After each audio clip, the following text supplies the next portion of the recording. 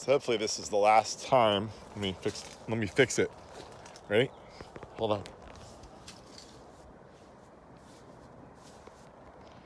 The last time you see me like this. My wife has been cutting my hair since I was 15 years old. And there was only one haircut I got. She dropped me from the team in college because she was going away. She was at some other college and I was at my college, and it's college, right? So anyway, she dropped me from the team for like a year. But before she dropped me, well, when she dropped me, I said, well, can I have one more haircut? And she obliged. And then I think about 6 months went by. I said, cut it really short. And so she did. And then about 6 months goes by, and I had to ask my fraternity brothers at San Diego State at the Teak House, where do you guys get your haircut? So they sent me down to some place, I think on University Avenue or Montezuma or something like that. Anyway, rode my skateboard down there, got a haircut, looked all right. And I told them, cut it short. They cut it short. And guess what? Another 6 months rolls by. Guess who gives me a call? Hey, you want to get back together? I'm like, yeah, I need a haircut. Let's do it. So she'll be cutting my hair tonight. I hope she doesn't see this video. If she does, she's going to be really upset because she's going to think that I dated her and married her solely because she gives me free haircuts. But I've saved a lot of money over all that time. So anyway, hopefully I'll get a haircut tonight. I've already prearranged that with her. So a couple things I wanted to talk about. I mean, people have been making jokes about how I keep saying that I'm going to fix the irrigation on my orchard that the deer destroyed. Basically, if I turn it on, it just sprays everywhere. So I haven't fixed it. But something interesting has happened up here in Northern California. And that is that we found that these trees will just kind of, they won't totally thrive, but they don't die. Why does the screen get off like that? Did you see that color? Anyway, so what we found is that these avocados will actually, persist. It's quite amazing, actually. And I will show you a few. This is a Mexicola grande tree. This tree really hasn't put out a lot of big, heavy bunch of fruit for a while. I've never fertilized. We're starting to mulch. We're mulching a little bit. Tree's fairly healthy looking, and oh my gosh, look at that, guys. Do you see what I see? That's a squirrel. That's a very silent squirrel. Maybe he's the reason I don't have any fruit. So I wanted to talk a little bit about the drought tolerance of these trees. And I've heard they do have a dry season in Mexico. It seems to me what they do in these dry conditions, the clay, I think, obviously in Northern California, we're going to have more precipitation and we're going to have a longer rain season than you'd have anywhere else, like in Southern California. So I'm sure we have more ground moisture here. This is clay soil, which, they say they don't like, but it's on a hill, so it's good drainage. The clay will actually retain more moisture than the, more gravelly, gritty soils. So that might be part of the reason they're doing pretty well, but it's kind of an interesting experiment to dry farm avocado trees in Northern California. And that's a Stewart. He hasn't really gotten that much fruit lately. But my little Cado, oddly, just got covered in fruit last year. You can see how dark green it is. And we had hundreds and hundreds of fruit in that tree up there. Now we're getting hundreds again this year. It seems to not be suffering whatsoever from, lack of water. Here is my Naval tree, which kind of, it's got some broken twigs on the ends and everything. But this year, we've also had really drought conditions, extremely low rainfall last few years. So that's made me feel even worse about, doing this to my poor trees. But, this tree didn't have any fruit last year, but look, it's like, I'm just noticing it's setting a whole bunch of fruit for this year. I saw some. Oh yeah, there's definitely some up there. You might not be able to see it, but I can. I'm closer than you are. And then I also know what's happening to my avocados here. I saw a couple on the ground. I was like, I'm gonna go get those. And I came back and they were gone. See my seed though, I could use that seed. And I'm like, what the heck happened? So now I think I know what's happening. That guy. Hey, you taking my avocados? You hiding? Are you shy? I think he's shy. He's shy. We see him? Can't see him. Oh, he's way up there. Can you see him there? There he is. Yeah, way up there. See if I can zoom it. He thinks I don't. You think I don't see you? I see you. I know what you're doing. I know what you're up to. Stealing my avocados. But yeah.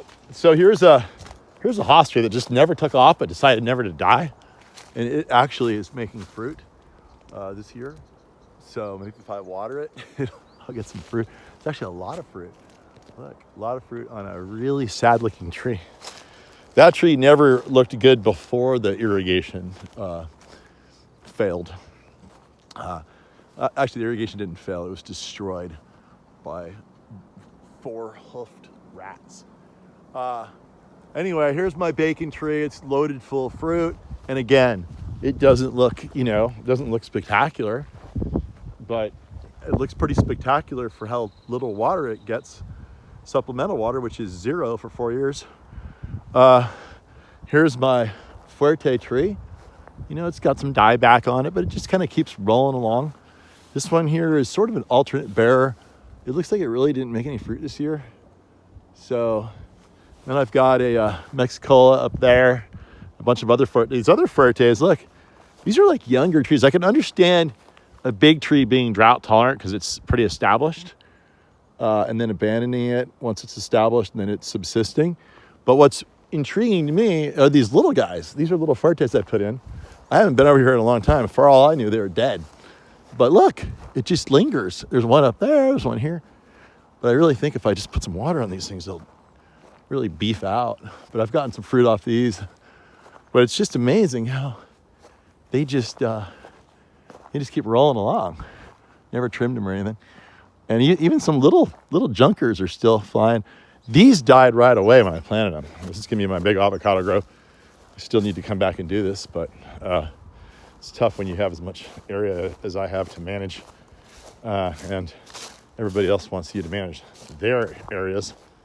I just mowed here. I mean, look what I have to deal with. Jeez. But back to the drought tolerance of these trees.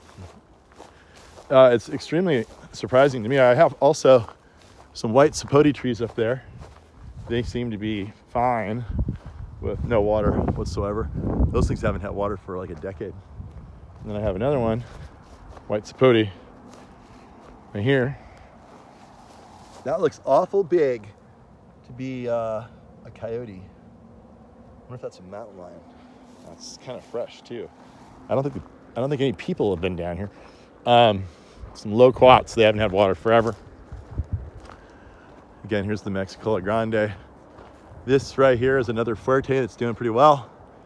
Got some fruit off it last year. Not a lot, but more than you'd think for giving it no water at all. Planted a tree here, it died. This is this crazy one. This is a crazy fruit. This thing gets huge. We don't even know. We think maybe it's a daily 11, or it might be something new that I sprouted a long time ago that I lost track of. But this is a huge, I thought it might be a Pinkerton, but it's way bigger than it. It's like a Pinkerton, but way bigger.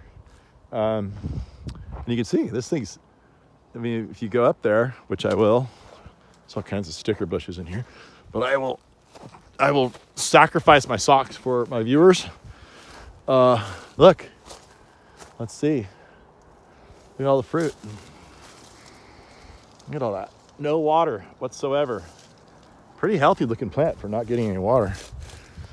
I think I at least need to drag the hose down a couple times this summer here. Otherwise I'll just feel terrible. There's like hundreds of fruit on this tree. See that? Look. So it's not suffering at all from what's going on. And right next to it is a Zutano. There was a fruit on the ground underneath it I was gonna go get. I bet that's gone too. But this thing, look, this one's doing pretty well. It's a little sparse up high, but it's got a ton of fruit. Can we get a close up? So yeah, dry farming avocados in Northern California clay soils on hillsides. There you go. I mean, with the cost of everything these days, geez, if you could just get your trees established and get some fruit off of them, you know, without any input whatsoever other than maybe dropping a bunch of mulch. Look, I'm sure you get a higher production if you fertilize more.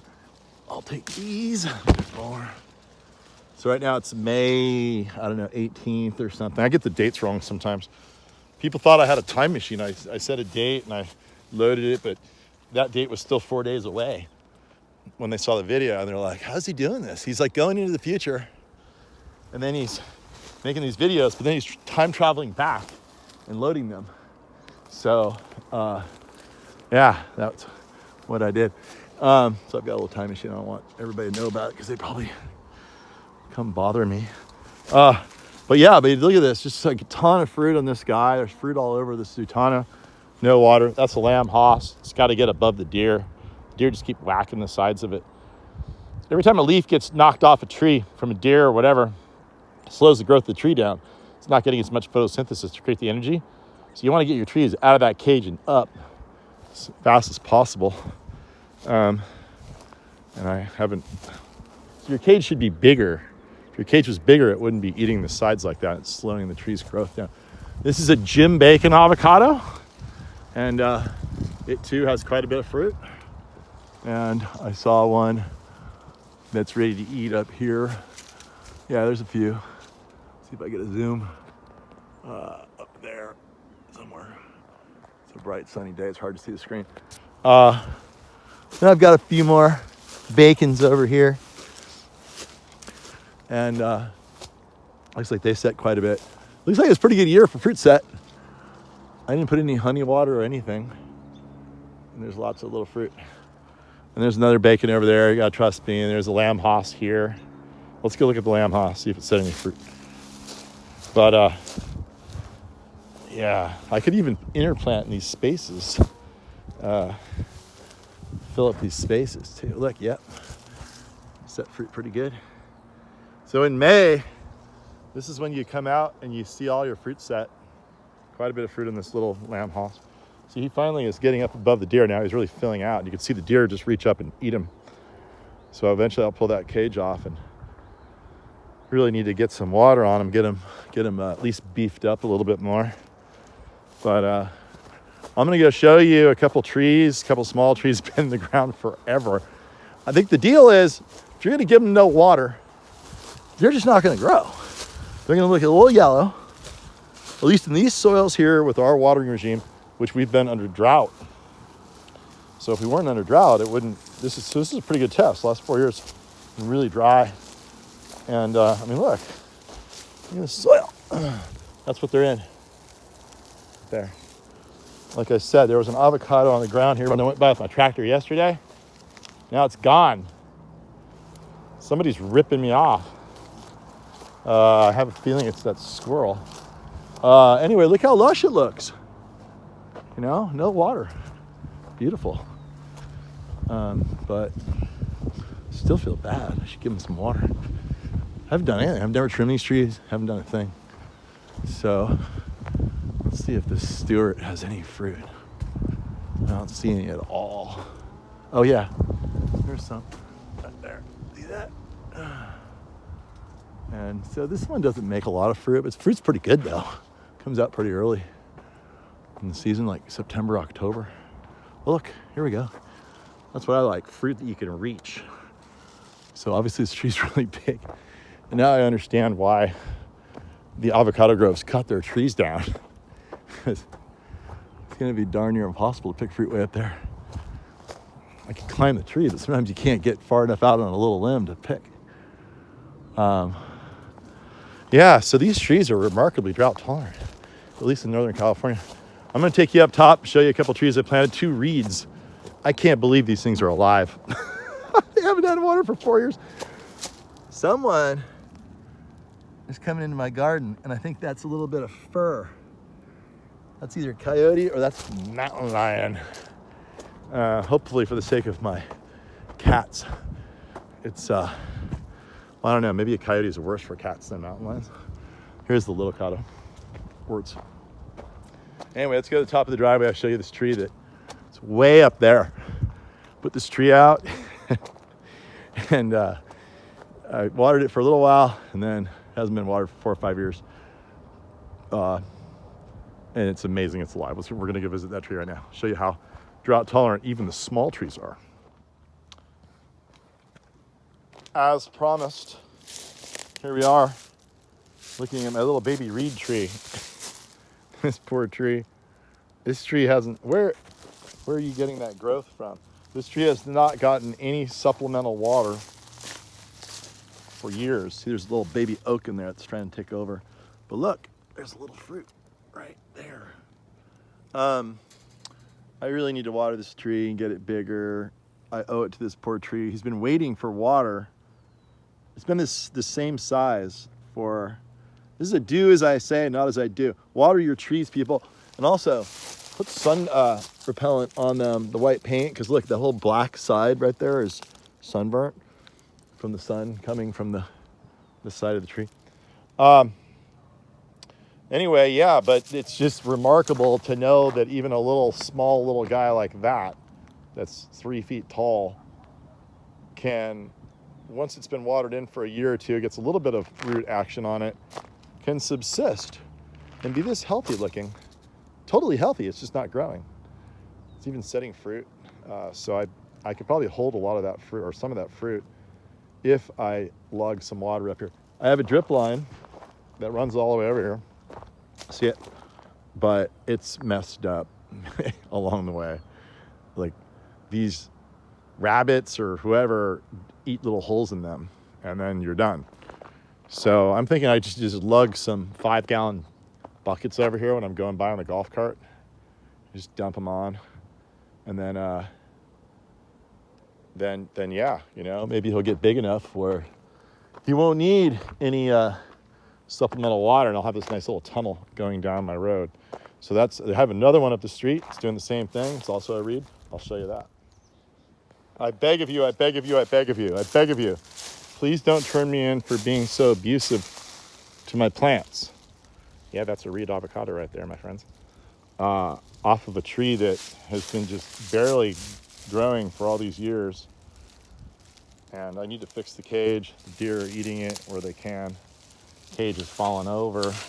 Stake is busted. Gary's gotten really busy since he planted this tree. The irrigation system has been destroyed by the deer. Now I need to just drive by and throw some water on it occasionally. But I'm just amazed that this thing's alive. But yeah, please do as I say, not as I do. Now this one over here was not as fortunate. I planted one over here and it died. So that happens, especially if you don't water them. You know, when you get a big giant plate of food and you're like, yeah, I can eat that. And then halfway through you're like, whoa, that's a lot of food. It's like when I, planned all these areas and I could take care of all that. And then I could if that was the only thing I did, but I have to work for you guys. And that's where I actually make the money to feed myself mainly, other than what I grow myself. So, yeah, I have to keep working, and so I have to neglect my own stuff. This is what happens. So hopefully I'll get on it. This guy's got a bunch of fruit too. Jeez, how can you be that happy without any water? I'm talking no water at all for 7 months a year for like 4, 5, 6 years. It's amazing.